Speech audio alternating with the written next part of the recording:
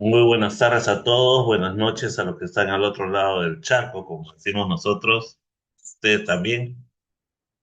Eh, Detalles importantes acerca del I Ching, acerca de la evolución de los textos y de los verdaderos significados y de cómo ha cambiado esta interpretación en los últimos 30 años, ¿no? Y para esto voy a hacer algunos comentarios primero. Los textos del I Ching, o sea, lo que es el canon antiguo, los textos originales, fueron compilados entre el siglo XII y el siglo VIII antes de Cristo por los funcionarios de la corte de Zhou del Oeste que se dedicaban a la adivinación a pedido del rey o, digamos, en los diferentes reinos, ¿no? Entonces, la adivinación era un acto oficial que se realizaba en la corte y era pues practicada digamos, por los funcionarios. Había unos funcionarios que se les llamaba Shi, o sea, Shi actualmente significa historia, pero en la época en que se escribieron los textos de I Ching, el carácter Shi se refería a realizar los ritos en el templo de los antepasados del rey o se utilizaba para indicar al adivino porque el carácter representaba una mano sujetando un taladro de arco, que era la herramienta que se usaba en la adivinación. Entonces, ese es el origen, ¿no? En cantonés, bueno, Ernesto, no sé si acuerda algo de cantonés, lexi es historia, ese sí, en mandarín es shi, es el carácter que decimos, que ahora se conoce como historia, pero que en esa época era en realidad el adivino de la corte o la práctica de los ritos en la corte, y luego se va a dividir en dos. Uno que hoy en chino moderno, en cantonés es si, mai si, coco si, ¿no? Si significa asunto, pero que en realidad se refería en esa época a la práctica de los ritos, y el otro es si, historia, en mandarín shi, y shi son dos tonos diferentes, pero se origina de la misma palabra, ¿no? Entonces, la práctica de la adivinación era común en los reinos, porque estamos hablando pues de un periodo histórico muy antiguo, y por eso es que, por ejemplo, en la China hay un personaje que se habla mucho que es Fuxi, el rey legendario, y se dice que Fuxi es el que creó el I Ching, ¿no? Que eso, por supuesto, sabemos que en la China hubo mucho esa costumbre de atribuir las cosas a reyes antiguos, ¿no? Para decir que digamos, que era algo importante o algo que tenía mucho valor, ¿no? Y entonces se le atribuye la creación del I Ching al sabio Fuxi, al rey sabio Fuxi, y se le atribuye la invención de la escritura. Y he escogido esta representación de Fuxi porque esa representación se le ve con cuernos, ¿ya? Entonces se le ve con cuernos y voy a explicar qué significa eso. O sea, no era que Fuxi tuviera cuernos, sino que Fuxi, no solo Fuxi, o sea, los Fuji que corresponden a un periodo histórico más o menos como de 1500 o 2000 años, en realidad fueron toda una sucesión de personajes, no fue un personaje en que se desarrolló la escritura y se desarrolló los trigramas. Pero la razón por la que el juez se representa con cuernos es porque se ponían la cabeza del venado sobre su cabeza y tenía cuernos en los ritos, porque eran ritos chamánicos, eran ritos como los ritos de los druidas o de los chamanes de los indios americanos, que se ponen, digamos, se ponían el sombrerito con los cuernos de búfalo, ¿no? Entonces, en realidad, por eso es que las imágenes de Fuxi son con cuernos, porque se trataba de reyes adivinos o reyes chamanes, ¿no? Y entonces hay que entender que muchas de las cosas que en la China se consideran que siempre fueron así, en realidad sufrieron un proceso de evolución, ¿no? Me acuerdo cuando estaba hablando sobre uno de los hexagramas, el hexagrama número 4, y estaba explicando que podría tratarse del rapto de mujeres para el matrimonio, una amiga china, médico, o sea, profesional. Imposible, China siempre fue civilizado, nunca existieron esas prácticas. Y esas prácticas existieron definitivamente porque en los textos están, ¿no? Lo que pasa es que la interpretación de los textos se cambió cuando los confucianos entraron a formar parte del cuerpo estatal en el siglo III antes de Cristo, cuando se funda la dinastía Han, el imperio necesita que haya una casta letrada de filósofos que den sustento filosófico al orden imperial. Y escogieron a la escuela confuciana. La escuela confuciana dejó de lado los ritos chamánicos, dejó de lado la práctica de la adivinación y el I Ching se convirtió en un libro sagrado filosófico y reinterpretaron todos los significados de los textos. Pero hoy día vamos a hablar de un hexagrama y vamos a ver qué significaron esos textos en el momento que fueron escritos, o sea, en el periodo histórico en que se desarrolló el I Ching, quiere decir entre el siglo XII y el siglo VIII antes de Cristo. Pero muchos de los pasajes del I Ching, además, en realidad se basaban en periodos históricos más antiguos, porque había otras artes de adivinación, como la adivinación con tortuga, que era más antigua, y muchos de los textos venían de tortuga. O sea, no necesariamente las prácticas que se mencionan en el I Ching, en los textos, existían ya en la época en que se escribieron los versos del oráculo, porque a veces eran versos heredados de oráculos más antiguos. Sí, ¿cómo vamos hasta ahora? ¿Algún comentario o alguna consulta? Sayu, La sensei. sí. Ahí Estoy te escuchando, hace- está escuchando. allá, a tu manito es para saludar, no a pensar que ibas a hacer un comentario. Bueno, No, no.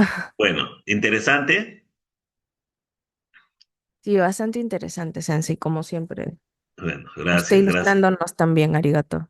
Encantado, Disculpa, encantado. Siempre hay que preservar la cultura, así como lo hizo mi maestro Félix Tom, que él cuando me enseñó a mí y a mis compañeros el cantonés, en realidad lo quería él era conservar la cultura china, que sus padres se esforzaron tanto para que él aprendiera. Y él cuando llegó a cierta edad se dio cuenta que no había transmitido ese conocimiento y quiso enseñar, ¿no? Y gracias a él es que yo he podido aprender a leer textos como el I Ching, que es chino antiguo, porque él se preocupó de enseñarnos chino antiguo, ¿no? Y luego, bueno, he hecho más investigación, estudié en una universidad en China también, y eso voy a compartir con ustedes. Entonces, como perdón, decía, ¿sí? disculpa. Sí, si hay amigos en Europa, tal vez no sepan por qué te refieres a la tortuga y al taladro. Tal vez puedas comentarles. Ah, no, el oráculo de Tortuga era un oráculo antiguo que se consultaba antes del oráculo de Varías, antes del I Ching. Y entonces los funcionarios de la corte tenían un instrumento que era el taladro de arco, que era un taladro manual, o sea, que se hace así y digamos va girando. Y entonces hacían una semi-perforación en la caparazón de tortuga o en los huesos omóplatos de bueyes, de acuerdo a la importancia que tenía la adivinación. Y esa semi-perforación quiere decir que solo perforaban hasta la mitad, le aplicaban calor para que se produzcan estrías y entonces con eso se practicaba la adivinación con las estrías. Y ese fue ya una sofisticación, porque originalmente las tortugas se quemaban, o sea, se quemaban en las ofrendas, o sea, en el quemador, los restos arqueológicos, se ha encontrado que en las ofrendas a las divinidades y a los espíritus de los antepasados se quemaban tortugas y se quemaban objetos de jade y se quemaban piezas de oro. Entonces, llegó un momento que ellos descubrieron de que cuando las tortugas se quemaban, se resquebrajaban y que podían adivinar o recibir presagios a través de esas rajaduras y luego establecieron un método para no desperdiciar una tortuga completa y para poder usar una caparazón para, de acuerdo al tamaño, hacer 4, 5, 8 o 10 adivinaciones, desarrolló ese método que era una semiperforación y aplicarle calor a ese lugar para que se produjeran las estrías, ¿no? Y ese, digamos, era el taladro de mano, era la herramienta de la divina, ¿no? Bueno, muchas gracias. Bien, pero todo el contexto de la adivinación, siempre cuando yo leía los textos de Lichín, encontraba algo, digamos, que me parecía muy, muy, muy raro, porque yo la verdad, bueno, yo soy fanático de las pirámides de Zipán y de Sicán, tal vez sea por mi sangre moche, pero digamos, cada vez que he ido siempre he tratado de empaparme en toda la historia, en toda la cultura, tanto de Zipán como de Sicán, y he tenido la suerte de tener a los directores de los museos como guías. ¿No? Entonces conozco muy bien, digamos, esos monumentos históricos y conozco muy bien cómo era el desarrollo, como digo, porque he tenido la suerte de tener como guías a los mismos directores de los museos. Y entonces, yo cuando leía los textos de Lichín, cuando estaba investigando el Lichín, pues, estoy hablando pues hace más de 20 años, ¿no? Ya, sí, investigaba los textos de Lichín hace como 30 años más o menos, pero cada vez que yo leía los textos de Lichín, había momentos en que me sentía como que estuviera en la pirámide de Zipán, ¿no? Y justamente por eso dentro de las imágenes quiero mostrarles una imagen de uno de los murales de Zipán, ¿no? Hay una imagen de uno de los murales de Zipán que quiero que la vean porque esto es muy, muy, muy, digamos, interesante, ¿no?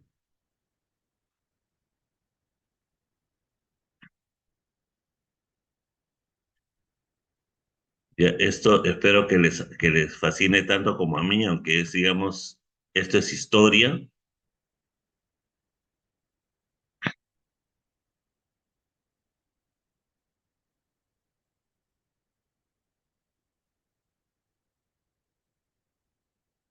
Muy bien.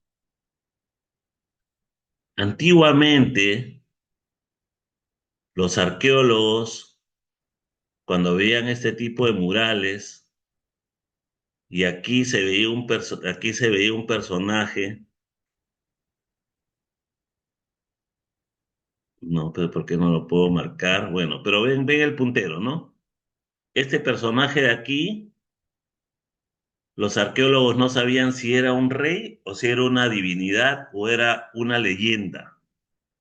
No se sabía, pero el asunto es que aquí estaba este personaje y acá abajo estaban los prisioneros que eran degollados y que su sangre se vertía en unas copas y se le añadía una calabaza para que la sangre no se coagule. Y entonces venían los sacerdotes y le entregaban la sangre a este personaje para que la bebiera, ¿no? Y bueno, estos que están a la izquierda son soldados, ¿no? Estos son soldados. Ya, entonces, bueno, cuando se descubrió la tumba del señor Recipán, que eso fue más o menos en la medida de los años 80, a fines de los 80, cuando se descubrió la tumba del señor Recipán, recién se supo que era el rey del reino de Zipán. Estamos hablando del siglo primero después de Cristo y digamos a los prisioneros se les sacrificaba y se ofrecía la sangre a los prisioneros para que el rey la beba, ¿no? Y entonces yo estuve en el Museo del Bruning cuando recién se inauguró, fuimos con la colonia china, el grupo de León de la Beneficencia China del Perú, a la colonia china de Chiclayo y nos llevaron al Museo del Bruning. Después he estado en el Museo de Sitio de Zipán y luego he estado en el Museo de Tumbas Reales de Zipán. O sea, he estado en todos los periodos de Zipán. Y entonces existía esa práctica y además la tumba del señor Recipán es lo más parecido a la tumba de un rey chino. Lo más parecido que hay. Bueno, eso lo tocaremos en otra ocasión. Ya, cuando hablemos de Foncho de tumbas, entonces aprovecharemos para ver la tumba del señor Recipán. Bueno, entonces, como decía, cuando yo leía los textos de Lichín, había momentos en que me sentía como que estuviera en la pirámide de Zipán y yo decía, pero ¿dónde están los sacrificios humanos? Porque en Zipán había sacrificios humanos y cuando estamos hablando de Lichín, estamos hablando de un periodo histórico mucho más antiguo, porque estamos hablando de 1000 años antes de Zipán, y cómo es posible que en los textos no estén los sacrificios humanos. Y luego descubrí que se trataba de lo siguiente. En los textos de Lichín, originalmente, sí estaban los sacrificios humanos. Y eso lo vamos a ver justamente en los textos de este hexagrama, ¿no? Este carácter que voy a compartir ahorita con ustedes, este carácter, el carácter fu, este es un carácter que está formado por una garra y un niño. Entonces, en la época en que se escribieron los textos de Lichín, ¿ya? Este carácter, que era la garra y el niño, representaba a un hombre más grande capturando a un hombre más pequeño. Entonces, ¿qué significaba? Significaba prisionero. Entonces, en los textos de Lichín, en muchos de los pasajes de Lichín, está la palabra prisionero. Pero esta palabra, cuando se dejó de interpretar el texto como oracular y se convirtió en filosófico, los confucianos le reinterpretaron con el significado de sinceridad. Sinceridad o confianza, porque lo interpretaron como el ave que cuida a su polluelo. ¿Ya? Y la palabra prisionero, el carácter prisionero, pasó digamos, a escribirse en otra forma, añadiéndole un componente más a este, digamos, carácter, ¿no? Entonces, a este carácter se le añadió un componente más, ¿no? Acá, y entonces así fue prisionero, cambió, ¿no? Entonces ya no fue el carácter original, y este se convirtió en confianza o sinceridad.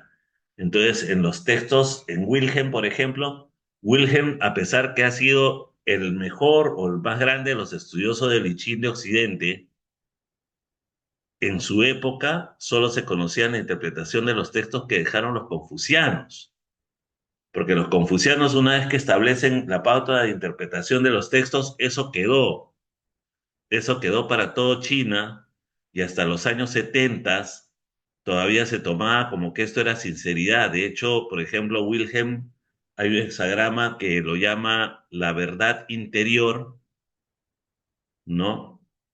Y en realidad el significado verdadero del nombre de ese hexagrama sería los prisioneros dentro del campo militar. Ese sería el significado real, ¿no? De lo que significaba en la época que se escribieron los textos cuando eran adivinatorios. Entonces, por eso es que ese problema, digamos, de la reinterpretación de los textos y la reinterpretación de los textos confucianos, por ejemplo, la interpretación de los textos confucianos que hizo el famoso Chu Xi, el gran neoconfuciano, donde Chu Xi interpretó los textos confucianos en base a los significados que tenían los caracteres en la propia época de él y no en lo que significaban cuando se escribieron, ha hecho que se produzcan grandes confusiones y que digamos, los más ilustres traductores, los más destacados académicos de Inglaterra, de Francia, de Alemania, de Estados Unidos, que han publicado libros de I Ching o libros de Confucio, tienen unas traducciones que están totalmente erradas porque están apoyadas en unas malas versiones del idioma chino.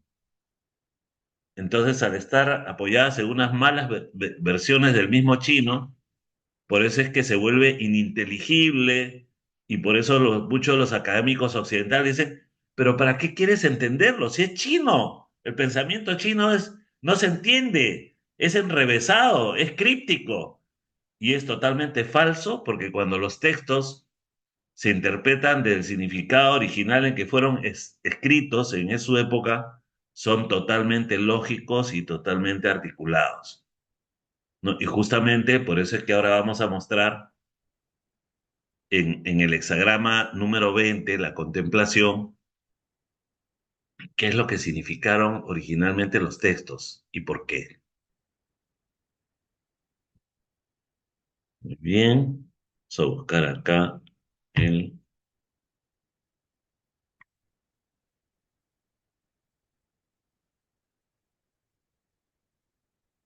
Bien, ¿cómo vamos hasta ahí?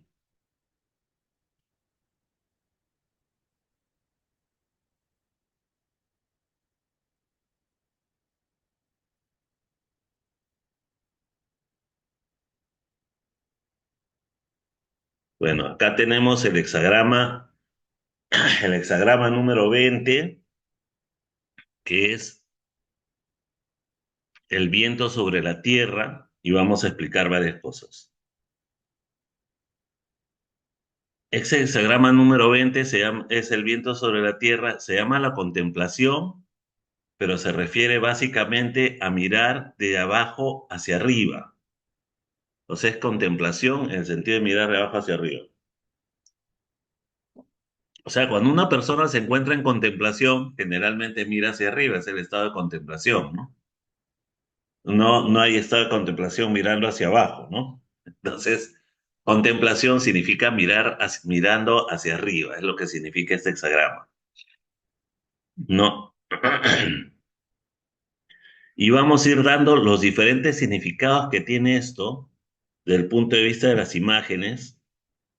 Entonces yo tengo acá digamos, 4 líneas yin y el trigrama kun, que es el trigrama kun, que es 3 líneas yin, representa en el I Ching diferentes cosas.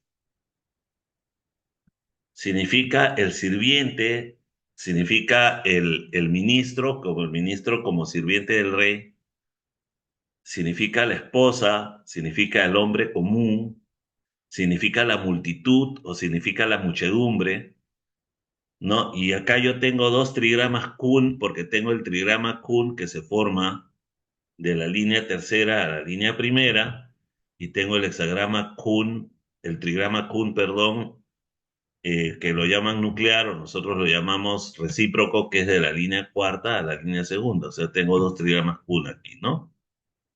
Tengo 2 trigramas kun, o sea, tengo la multitud, o sea, tengo el pueblo abajo,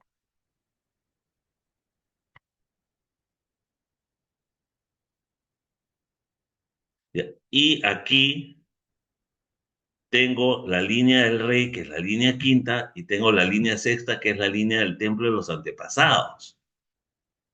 Entonces tengo como imágenes el pueblo en diferentes estratos, hasta los nobles de menores categorías, como los señores de provincias, ¿no? Y tengo el rey en el templo de los antepasados. Entonces tengo al pueblo contemplando los ritos en el templo de los antepasados, o sea, al rey realizando los ritos en el templo de los antepasados. Eso es lo primero.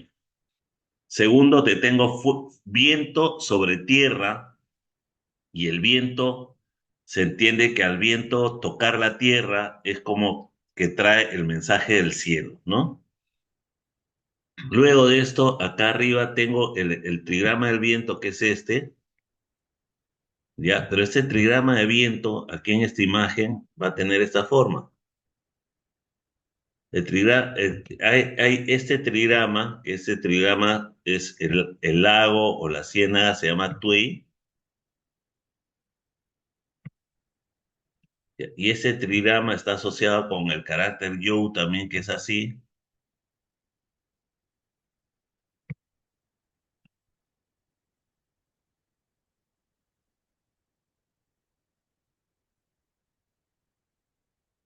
y este carácter Yu, que lo estoy escribiendo al estilo antiguo, representa la botella de licor. Entonces, este es el cuerpo de la botella y esta es la boca de la botella, el cuello, la boca, ¿no? Entonces, Tui, que es boca, que es la hija menor, o el lago, Tui también representa la botella de licor.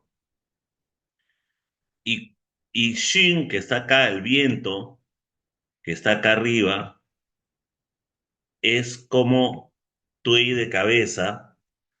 Entonces, por lo tanto, es como una botella de licor que se pone de cabeza, se voltea, ¿no? Y tengo la botella de licor de cabeza sobre la tierra, significa que estoy echando licor sobre la tierra. Muy bien, a ver, ¿quién me dice entonces qué significa echar licor sobre la tierra? Agua a la tierra con su chichita más. Sí, pero no se llama pago, son las abluciones, o sea, es el Ah, bueno, comienzo de, es el comienzo forma, de. forma parte, sí. Sí, pero no es el pago en sí, pero es el comienzo de los ritos. Y en la China antigua también se hacía así. O sea, los ritos comenzaban echando Claro, el, li- ofrenda. echando el licor para invitar a los espíritus para que reciban las ofrendas. Ujú. Ya, entonces, y bueno, de hecho en el mundo andino lo llamamos chaya. Chaya significa inaugurar, o sea, es el comienzo. Estamos chayando, Chaya con che, chaya. chaya. Entonces estamos chayando significa que estamos inaugurando, ¿no? Pero en este caso se trata de la inauguración o comienzo de los ritos. Entonces tenemos, por un lado, las imágenes, tenemos el pueblo con el rey en el templo de los antepasados y por otro lado tenemos la botella de licor que se volteó para echarla en la tierra. Entonces estamos ya en el ambiente de los ritos. No tengo el texto de Wilhelm porque no hace años que no leo a Wilhelm. Ya, pero voy a explicar algo, ¿no? Wilhelm habla de que hay un ambiente de solemnidad y no me acuerdo qué otra palabra usa la palabra solemnidad, pero digamos sinceridad y solemnidad, porque este carácter que aparece aquí, que es fu, él lo traduce como sinceridad, porque es la traducción de los confucianos. Y este carácter ron lo traduce como solemnidad, ¿no? Entonces, No, el texto de Wilhelm, ¿sí? no estamos viendo los ideogramas que dice de Fu y Long. Ya, bueno, eh, no es, Fu ya el fu, ideograma que aparece en todos los años fu es, nuevos, ¿no? fu es este, pero Fu de felicidad, ¿sí? no, fu es sinceridad para los confucianos, Ah, ¿ya? es otro, Entonces, ah, es sí, otro. fu es sinceridad para los confucianos. Bueno, entonces el asunto es que, sí, los sabios abstenerse. No, no, No, no es que vi estamos hablando de chino antiguo, entonces no, puede haber muchos caracteres que tienen otro significado. Bueno, pero el asunto, lo importante es la interpretación que le da Wilhelm. Wilhelm dice que se hizo el lavado de manos ceremonial, pero que no se presentaron las ofrendas y que en ese momento hay un ambiente de mucho, como dice, él lo llama de sinceridad y de solemnidad, que hay un momento solemne porque la gente está pendiente. Y él habla de eso, la contemplación. Eso es lo que dice Wilhelm, ¿no?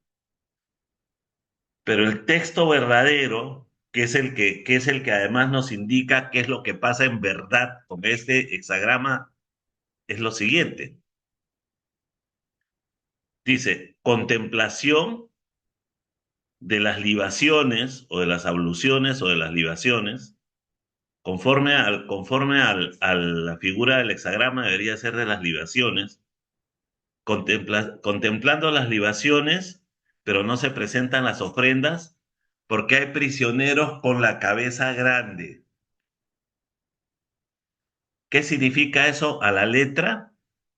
Significa que iban a realizar sacrificios, iban a sacrificar prisioneros, pero estos prisioneros en el traslado hasta el lugar de sacrificios fueron golpeados en la cabeza y por tanto tenían la cabeza hinchada por los golpes, y al tener la cabeza hinchada ya no eran víctimas inmaculadas y no se podían ofrecer porque las víctimas para los sacrificios para las divinidades o los antepasados tenían que ser puras o perfectas.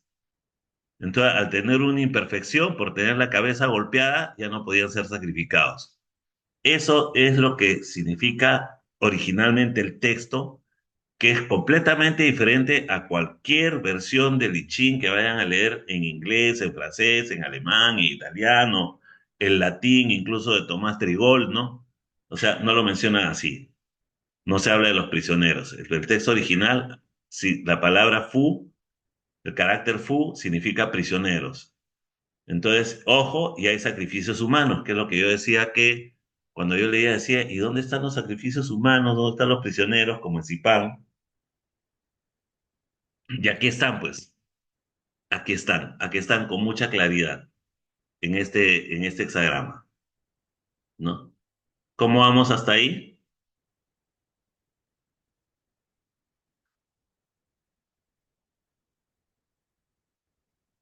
María, ¿cómo vamos? Está calladita, bueno, Vamos bien, vamos bien. ya. Gracias.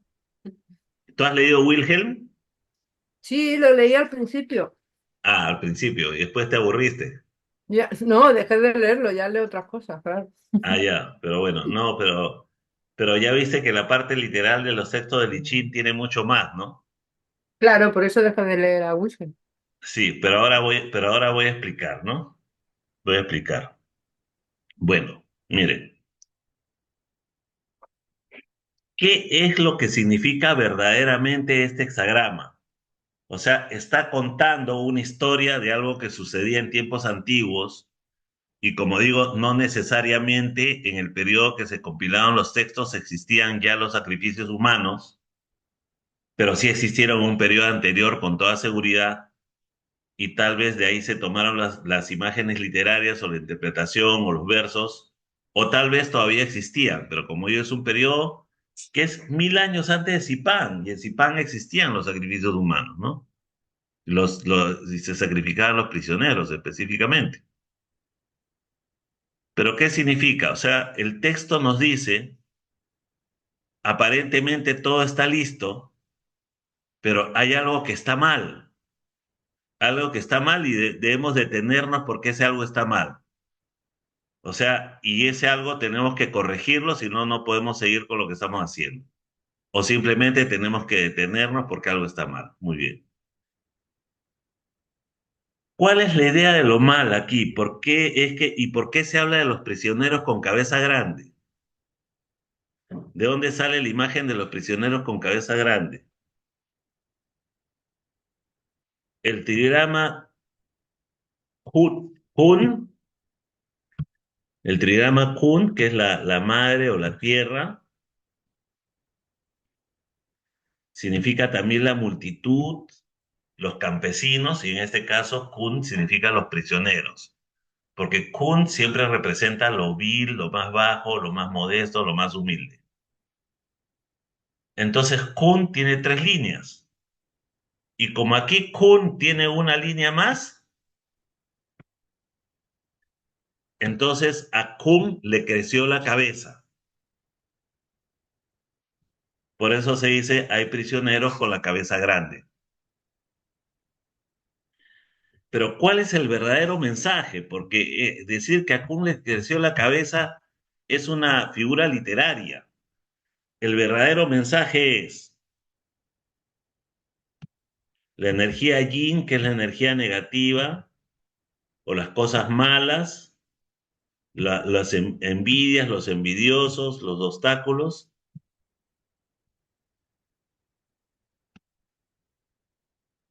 ya está avanzando dentro del hexagrama, ¿ya? Y en el hexagrama Pi, la obstrucción, está parejo, el yin y el yang, pero ya hay un avance del yin donde se pone en peligro el yang, ¿no? Pero aquí el yin avanzó un paso más.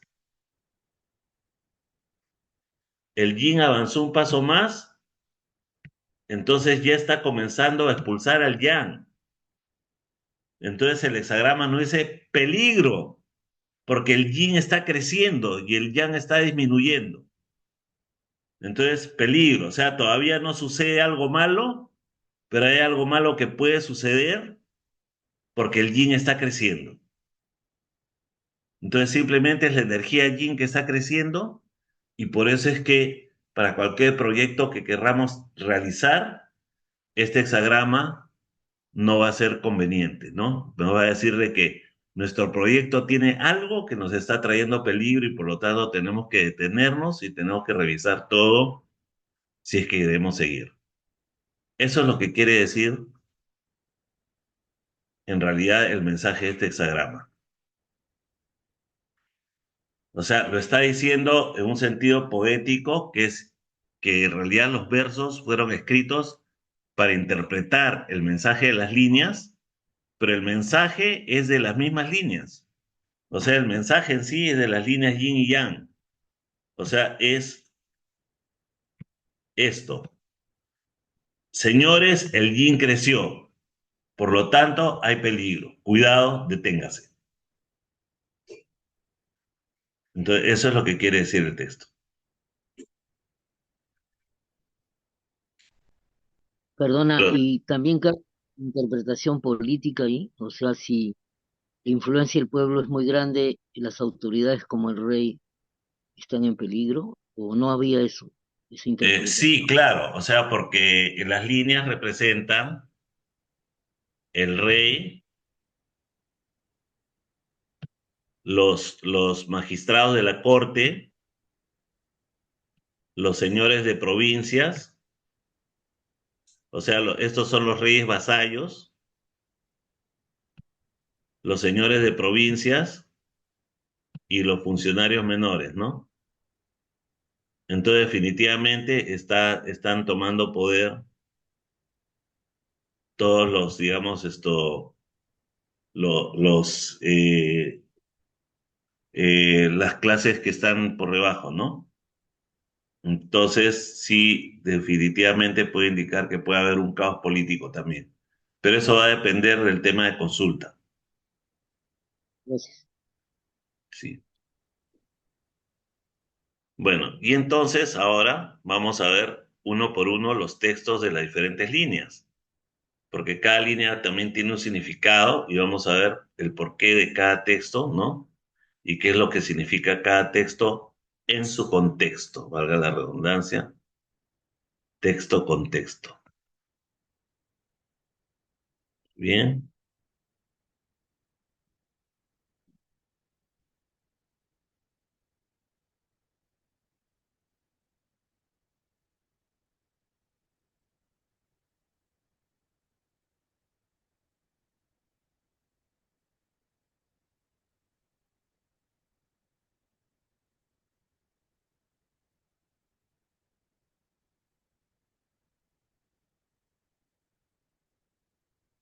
El texto de la primera línea, ah, no, acá no está el texto de la primera línea.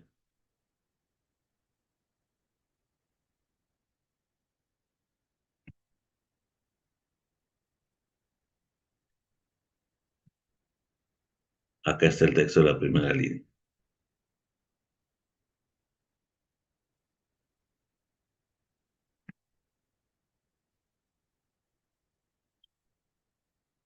El texto de la primera línea, que en chino se dice 6 en la primera posición, se refiere a esta línea. El texto de la primera línea dice: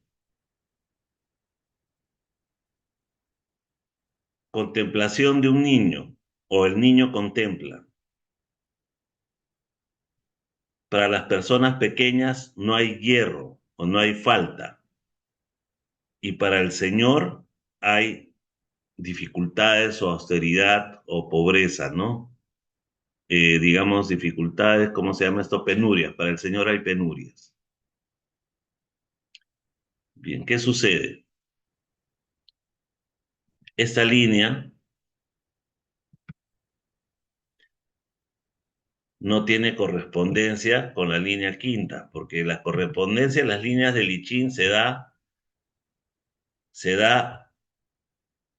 la primera línea del trigrama inferior con la primera línea del trigrama superior, la segunda línea del trigrama inferior con la segunda línea del trigrama superior, la tercera línea del trigrama inferior con la tercera línea del trigrama superior, ¿no? Entonces dice contemplación de un niño. Contemplación de un niño porque la línea es yin, entonces está hablando de lo pequeño, por eso dice contemplación de un niño, contemplación de un infante, hong, pues niño o infante, ¿no? Para las personas pequeñas no hay daño o no hay falla, y para el Señor hay penurias. Porque esta línea, la línea de correspondencia sería la línea cuarta, pero es una línea yin, y está muy lejos de la línea quinta, no está en una distancia a la que pueda alcanzar la línea quinta.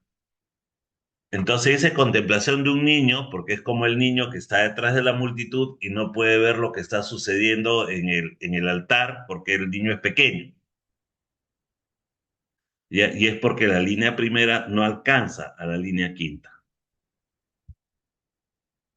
Entonces, las personas menores no tendrán falta, o las personas pequeñas no tendrán falta, se refiere a que si es una persona del pueblo, que mire o no mire lo que está sucediendo aquí en el altar donde está el rey, no importa.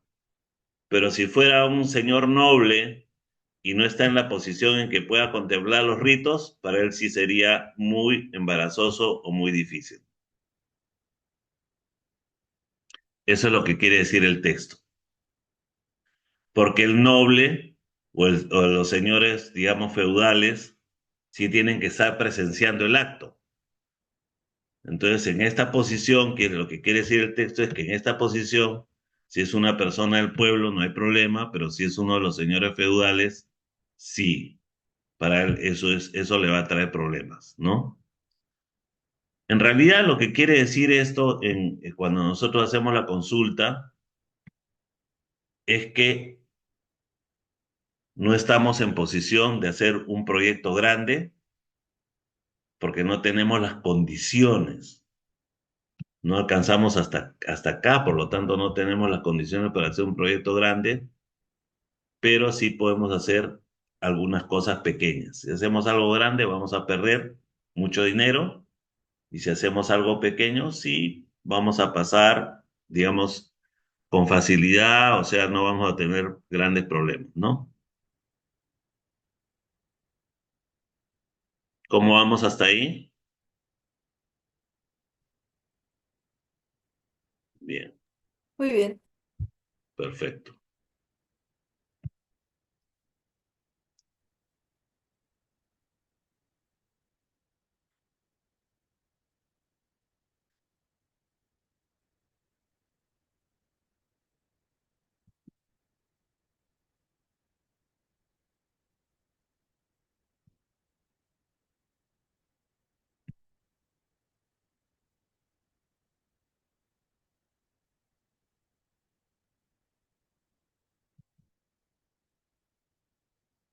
Esta es la primera de nuevo. Ay,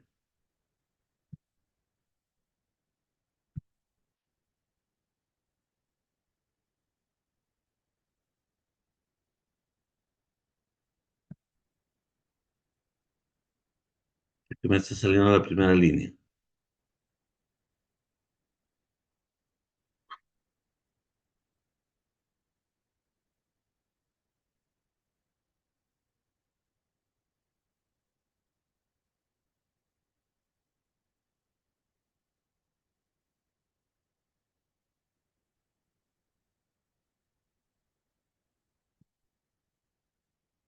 Ya, esta es la segunda. Muy bien.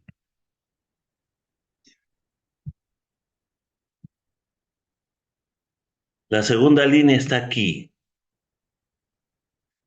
Esta es una línea yin en posición yin. Algo que olvidé mencionar de la línea primera es que línea primera es una línea yin en posición yang y por lo tanto no puede avanzar tampoco porque el yang de su posición la retiene, ¿no? Y esta es una línea yin en posición yin porque es la segunda posición. Los números pares son yin, los números impares son yang y los números pares son yin. Entonces es una línea yin porque está en una posición par en posición yin. Y esta línea sí tiene correspondencia con la línea quinta porque es segunda con la segunda, línea segunda del trigrama inferior con línea segunda del trigrama superior. El trigrama superior, la línea segunda o la línea del centro es yang y por lo tanto tiene correspondencia. Quiere decir que esta línea, la línea segunda, sí va a pasar hasta la línea quinta. Pero como se habla de la contemplación, entonces va a hablar en su propio lenguaje, ¿no? El texto dice, contemplando a través de las rendijas, consulta favorable, o sea, consulta del oráculo, oráculo favorable para una mujer soltera. Oráculo favorable para una mujer soltera, no para una mujer, porque en chino el carácter mujer de la mujer casada que se usa en el I Ching es fu, que existe en algunos textos. Este es otro fu. Entonces, este carácter fu significa mujer casada,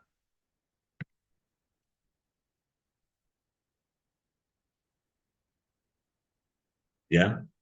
Pero en el I Ching, digamos, hay textos donde aparece el carácter ni, que es que ni representa en realidad una mujer en posición de sentada sobre sus talones, o sea, arrodillada, sentándose sobre los talones como se sientan ahora los japoneses, pero que era la forma como se sentaban antiguamente en la China, porque ojo, las sillas llegaron a China recién en el siglo VII después de Cristo, pero antiguamente los chinos se sentaban igual como se sientan ahora los japoneses, ¿no? En esa forma. Entonces, el carácter representa una mujer con las manos cruzadas abajo, o sea, una mujer que tiene las manos cruzadas así, y acá están sus manos cruzadas, ya, y la mujer está, digamos, de rodillas, ¿no? Está sentada así, perdón, está al revés. Es así.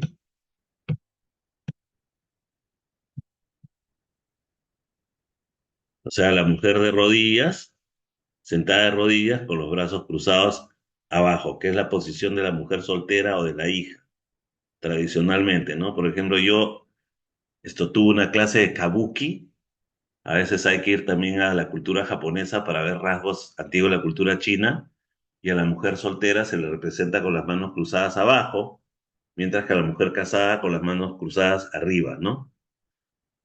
Entonces, ese es el carácter ni que aparece acá en el texto, que significa mujer o hija, y que en los textos de Chin lo interpretaremos como mujer soltera. Entonces, mujer soltera porque es yin, yin, y además está debajo, está en el centro del triángulo inferior. Entonces, al estar en la posición central, tiene poder, pues gobierna el trigrama inferior, es una posición favorable, tiene correspondencia con la línea quinta, o sea que está muy bien, esta línea es una línea favorable.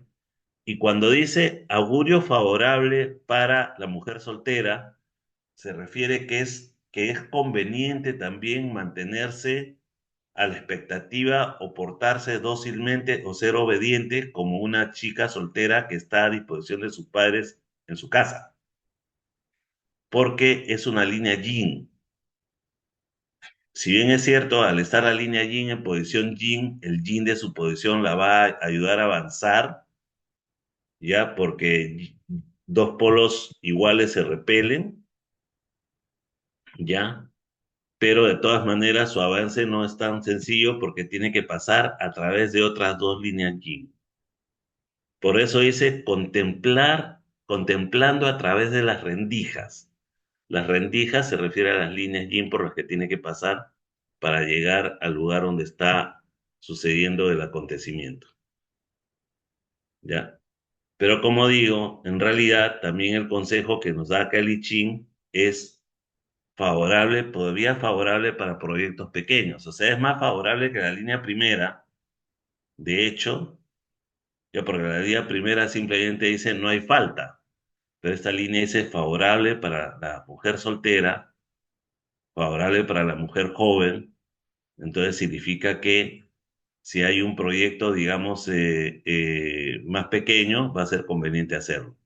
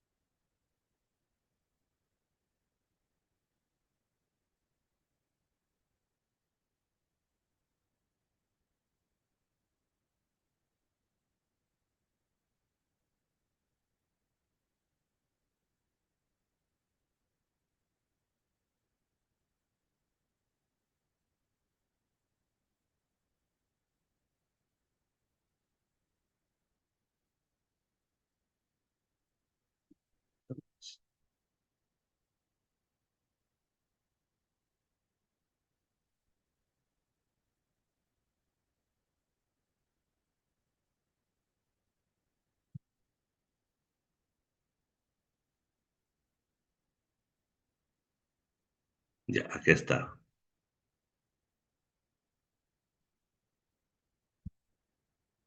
Bien, esta es la línea tercera. El texto de la línea tercera dice, contemplando mi vida, contemplando mi vida, avanzar o retroceder. O sea, contemplando mi vida quiere decir tomando en cuenta mi propio riesgo, o sea, si voy a vivir o morir. Porque la línea tercera y la línea cuarta se consideran en I Ching como el terreno del miedo o el terreno del peligro. Porque hay un peligro al saltar del trigrama inferior hacia el trigrama superior. Entonces, esta línea, que es la línea tercera, va a avanzar o va a entrar, y aunque tiene, digamos, correspondencia con la línea sexta, porque son tercera y tercera, aunque tiene correspondencia con la línea sexta, va a saltar dentro del viento. Va a saltar dentro del viento significa que de todas maneras hay un peligro. Va a tener que enfrentar un peligro. Entonces, por eso es que dice, contemplando mi vida, avanzar o retroceder. Entonces, esto quiere decir que esta línea nos indica que debemos analizar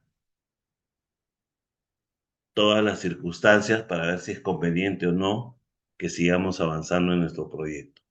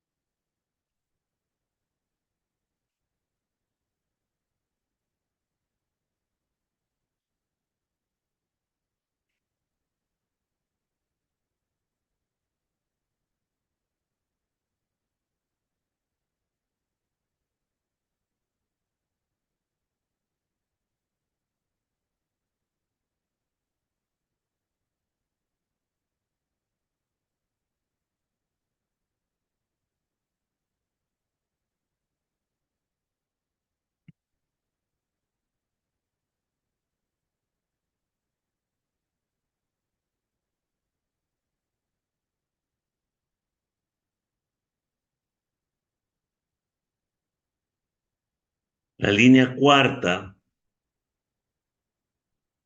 ya está en el trigrama superior y la línea cuarta tiene una cualidad que se llama soporte. El soporte es cuando yo tengo una línea yin que está debajo de la línea yang. Entonces la línea yin alimenta a la línea yang o sostiene o fortalece a la línea yang. Esto lo llamamos soporte. En chino, chen, soporte, ¿no? Y entonces, en este caso, la línea cuarta soporta a la línea quinta, sirve a la línea quinta, se somete a la línea quinta como un ministro leal, o sea, es un ministro que está en la corte y apoya al rey. Por eso es que el texto de la línea cuarta dice, contemplando el esplendor de la nación, favorable para ser huésped del rey.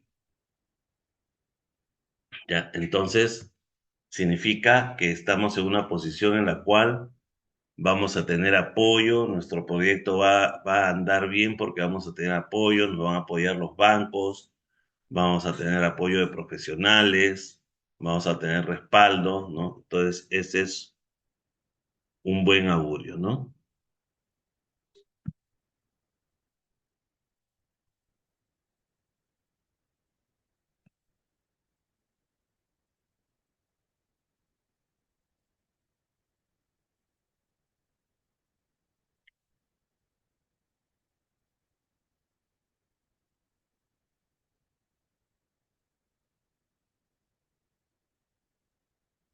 La línea quinta, por supuesto, la línea quinta es la línea del rey,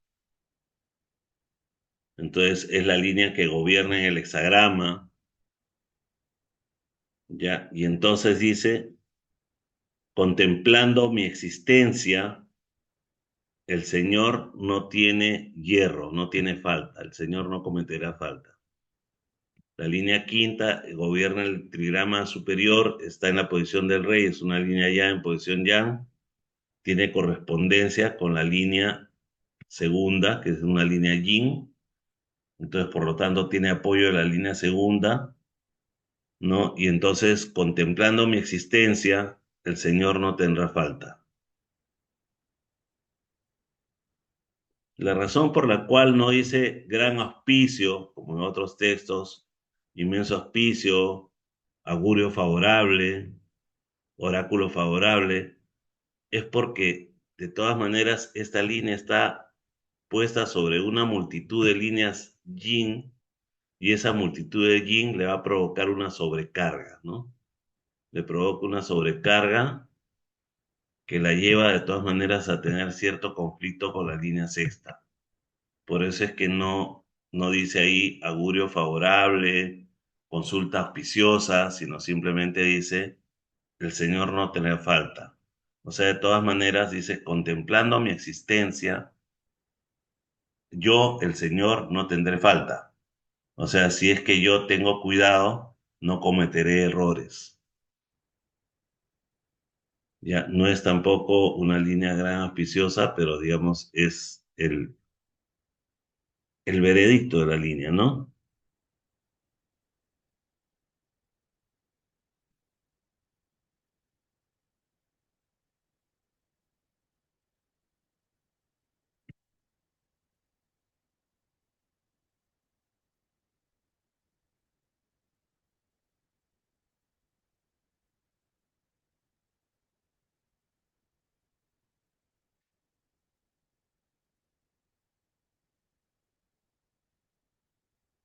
Finalmente, la línea sexta, 9 en la parte superior, dice, contemplando su existencia, el Señor no cometerá errores.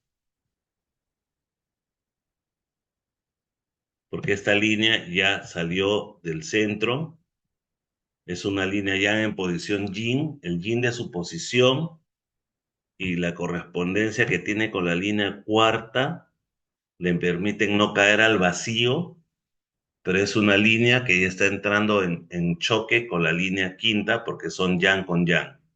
Por un lado, la línea quinta, que es yang, la bota, porque la repele porque es yang con yang. Y por otro lado, tenemos que tiene yin en su posición, porque la posición sexta, y tiene yin en la línea tercera, que la retiene. Entonces, por lo tanto, esa línea, digamos, se mantiene, pero se mantiene de todas maneras de manera un poco forzada. Por eso dice, contemplando su existencia, el Señor no tendrá fallas.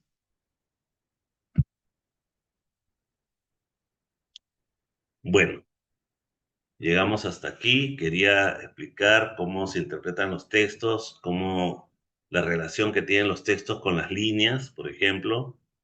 O sea, porque muchas veces la gente lee el I Ching y no comprende que los textos son descripciones de lo que sucede con las líneas, y al final lo que nos va a servir en la adivinación es interpretar lo que significa el texto y no el texto literalmente.